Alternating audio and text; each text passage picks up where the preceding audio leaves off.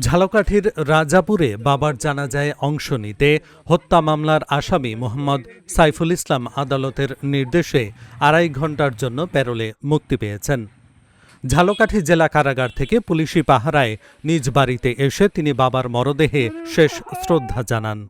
জানাজার নামাজে অংশ নেন এবং স্বজনদের সঙ্গে কিছু সময় কাটান। পরিবার সূত্রে জানা যায়, তার বাবা বেল্লাল হাওলাদার বৃহস্পতিবার বিদ্যুৎ স্পৃষ্ট হয়ে মারা যান। পরে পরিবারের আবেদনের পর আদালত প্যারোলে মুক্তির আদেশ দেন। গত এপ্রিলে রাজাপুর উপজেলার আধাখোলা এলাকায় মিলন হাওলাদার হত্যা মামলার এজাহারভুক্ত আসামি সাইফুল ইসলামকে গত ২৬ জুন ঢাকার মোহাম্মদপুর এলাকা থেকে গ্রেপ্তার করে র‍্যাব ৩। পরে আদালতের মাধ্যমে তাকে কারাগারে পাঠানো হয়।